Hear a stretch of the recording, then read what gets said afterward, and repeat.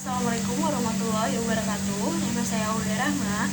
Saya akan menjelaskan materi ekonomi Islam, yaitu tentang riba. Riba itu apa sih? Pasti banyak teman-teman yang belum tahu riba itu apa, atau mungkin sudah tahu riba itu apa, tapi belum tahu secara rinci. Oke, simak video saya berikut ini tentang riba. Jadi riba itu sebenarnya secara bahasa adalah ziyadah. Ziyadah itu apa? Ziyadah itu tambahan atau tumbuh atau bisa juga membesar. Nah, kalau secara istilah teknis, riba itu jadi kita mengambil tambahan dari harta pokok atau dari modal yang kita punya. Nah, itu riba. Tapi kalau secara umum sebenarnya riba itu pengambilan tambahan dari transaksi jual beli maupun hutang piutang secara batil, tapi dia bertentangan dengan syariat Islam. Bismillahirrahmanirrahim. Ya ayyuhallazina amanu la ta'kulur riba ad'afam mudha'afah wattaqullaha la'allakum tuflihun. Ya artinya, wahai orang-orang yang beriman, janganlah kamu memakan riba dengan berlipat ganda dan bertakwalah kepada Allah agar kamu beruntung. Selanjutnya surat Al-Baqarah ayat 275.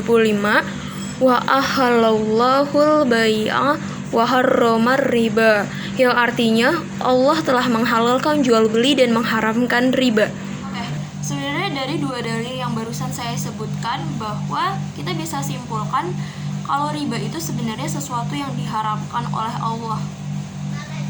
Lanjut, selanjutnya ada macam-macam riba. Macam-macam riba itu sesuai dengan pengertian juga yang sudah saya sebutkan, bahwa tadi riba itu ada dari transaksi jual beli dan ada riba dari hutang piutang. Kalau dari transaksi jual beli itu ada riba fadl, ada riba yad, ada riba nasiyah. Kalau dari transaksi hutang piutang itu hanya ada dua, yaitu riba qardi dan riba jahiliyah. Yang pertama saya akan menjelaskan tentang riba fadl.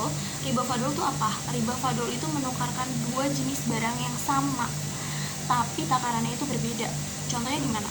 Kamu punya uang 100.000, kamu pengen uang itu jadi uang 2.000-an untuk kembalian misalkan. Lalu kamu tanya ke teman kamu, boleh nggak aku nukar uang 100.000 ini jadi 2.000-an yang kamu punya? Terus habis itu teman kamu bilang, oh boleh, tapi gue cuman kasih 96.000 ya, 2.000-nya buat jasa. Itu adalah riba yad. Apa itu? Riba yang ketika transaksinya terjadi tidak adanya penegasan berapa harga nominal pembayarannya, dan juga tidak adanya kesepakatan sebelum serah terima. Contohnya, kamu beli motor 15 juta kalau dibayar cash, dan kamu harus membayar 17 juta kalau dibayar secara cicil. Nah, ketika transaksi terjadi, penjual dan pembeli ini tidak ada yang menegaskan berapa nominal yang harus dibayar sampai akhir transaksi. Itu namanya. Ketiga adalah riba nasiyah. Riba nasiyah itu adalah jual beli barang atau transaksi yang ketika kamu beli barang itu tapi pembayarannya itu dilambatkan. Contohnya kayak gimana? Misalkan kamu beli televisi hari ini, lalu kamu belum punya uangnya, tapi barangnya sudah kamu terima. Nah, nanti kamu bayarnya di bulan depan. Jatuh temponya adalah bulan depan. TV yang kamu beli hari ini adalah senilai 500.000. Tapi ketika kamu bayar bulan depan, kamu harus membayarnya 525.000. Itu namanya riba nasiyah. Selanjutnya adalah riba dalam hutang piutang.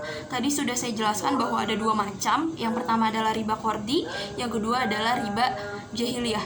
Riba qardi itu apa? Riba qardi itu adalah meminjamkan sesuatu yang kita punya, dengan syarat mengembalikannya itu kita harus mendapatkan keuntungan dari orang yang kita pinjemin. Nah, contohnya apa? Teman kita lagi butuh uang, kita pinjemin uang nih 500.000, tapi kamu harus kembaliin uang itu 550.000 ya nanti. Nah, 50.000 itu tambahannya itu disebut riba qardi. Selanjutnya adalah riba jahiliyah. Riba jahiliyah ini yaitu penambahan pokok dari pinjaman yang dipinjam karena si peminjam ini tidak mampu membayar dalam waktu yang telah ditentukan. Contohnya gimana?